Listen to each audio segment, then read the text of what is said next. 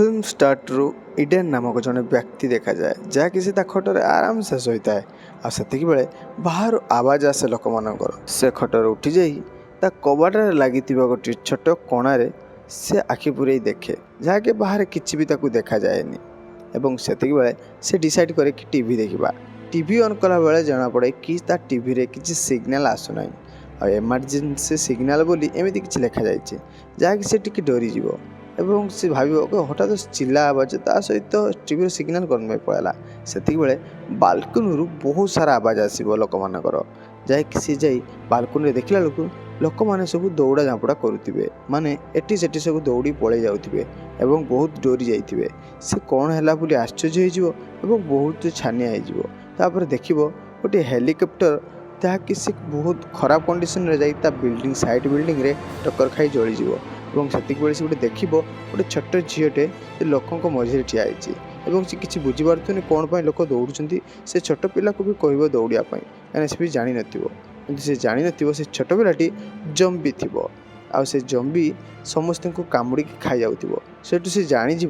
कि सहर में जम्बी मैंने व्यापी गले से भाईरस टी बहुत जल्दी लोक को प्रभावित करुच्ची से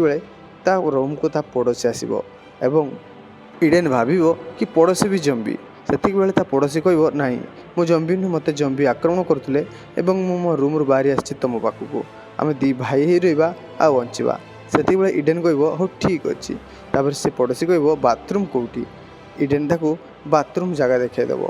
पड़ोसी ठीक बुलला बेले बेकर गोटे देखा कि कांबड़ा चिन्ह से इडेन जानीज कि ये भी बहुत जल्दी जम्बी होगा जाऊँगी से निज सेफ्टी गोटे चाकू उठेब जहाँकि पड़ोसी को मारियापाई से पड़ोसी आसी देख कि इडेन हाथ में गोटे चाकू अच्छी एवं से जानीज कि इडेन भी भावुँ मुझे जम्बी बोली से जिते बुझेब कि मुझे जम्बी नुह से बेले देहर किसी गोटे इन्फेक्शन हम आ से धीरे धीरे जम्बी हम से बेले इडेन कह कौन मो पाक आसिल मत मारियापाई तुम मत भाई कहूल ना तुम जब भाई भावुच पड़े जाओ से पड़ोसी बाहर को जीव एवं से जाई से कबाट छोट कणार देखिबो कि से पड़ोसी को जम्बी माने खाई जाउथिबे और से भावीदेव कि एठी बचार कौन सुविधा ना यही रूम रे रहिबा सबुठार बेटर से पाखे खाइबा जतिक भी थी सब खाऊ से बेले टीवी न्यूज आसो कि ये सहर सारा जम्बी व्यापी जाइए एवं जे मैंने बची जाइए मनीष रूप अच्छे से दयाकोरी घर बाहरतु ना घरे थी खाइबा और पानी व्यवहार करूँ किछि मास पर ये जम्बीर भाइरस बंद हो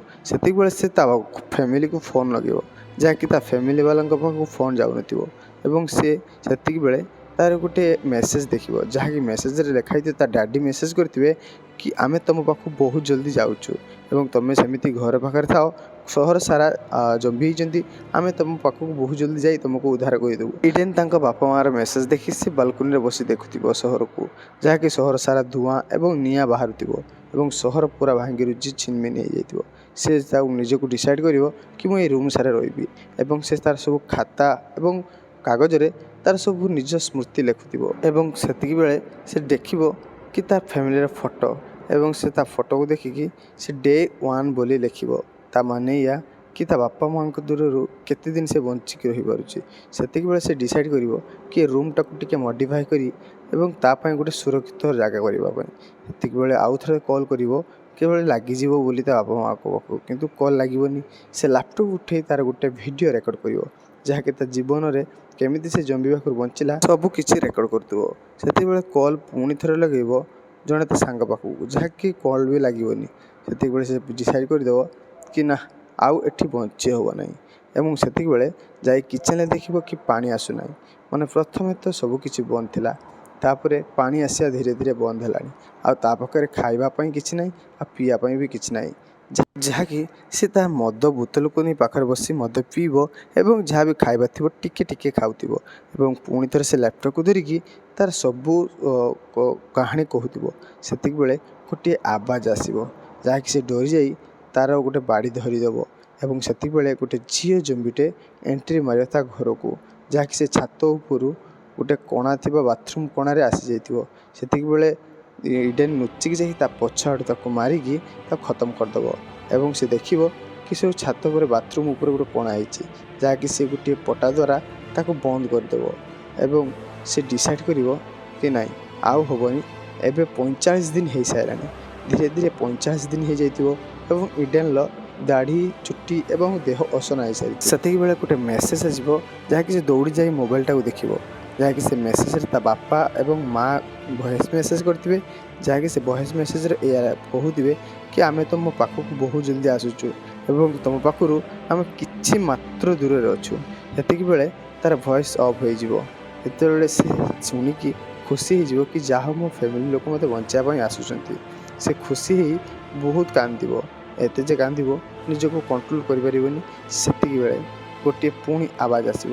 ଏବଂ ସେ ଡିସାଇଡ଼୍ କରିବ କି ମୁଁ ବାହାରକୁ ଯିବି ଆଉ ନିଜେ ବଞ୍ଚିବି। ସେତେବେଳେ ଦେଖିବ ତା ସାଙ୍ଗ ଗୋଟିଏ ଯେଉଁ ପଡ଼ୋଶୀ ଥିବ ସେ ବଞ୍ଚିଥିବ ଆଉ ସେ ତାକୁ କହୁଥିବ କି ମୁଁ ଜମ୍ବି ହେଇସାରିଛି ଏବଂ ତୁମେ ଆଉ ଘରୁ ବାହାରନି। ସେ ଯେମିତି ହେଲେ ରିସ୍କ କରି ବାହାରକୁ ଯିବା ପାଇଁ ଚେଷ୍ଟା କରିବ, କାହିଁକିନା ତା ପାଖରେ ପାଣି ଆଉ ଖାଇବା ନଥିବ। ସେତେବେଳେ ସେ ଦେଖିବ କି ଜମ୍ବିମାନେ ପୁରା ଘେରାଉ କରି ନେଇଛନ୍ତି ଏବଂ ବାହାରିବାର କୌଣସି ରାସ୍ତା ନାହିଁ ଏବଂ ସେ ଡରିଯିବ ଏବଂ ସେ ଡିସାଇଡ଼୍ କରିବ କି ମୁଁ ପଳେଇବି। ସେତିକିବେଳେ ଜମ୍ବିମାନେ ବହୁତ ସାରା ତାକୁ ଆକ୍ରମଣ କରିଦେବେ ଆଉ ସେ ଜମ୍ବିଙ୍କ କବଳରୁ ବଞ୍ଚି ପୁଣି ଥରେ ସେଇ ରୁମ୍ରେ ପଶିଯାଇ ଫ୍ରିଜ୍କୁ ଲକ୍ କରି ପୁରା ରହିଯିବ।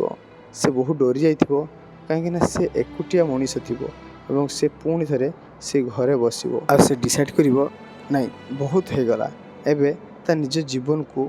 ବାଜି ଲଗେଇ ଯେମିତି ହେଲେ ବାହାରିବ, ନହେଲେ ସୁଇସାଇଡ଼୍ କରିଦେବ। ସେତିକିବେଳେ ସହରର ସବୁ ବିଜୁଳି ଚାଲିଯିବ ଏବଂ ସେ ପୁଣି ଥରେ ସେ ଅନ୍ଧାର ଘରରେ ବସିବ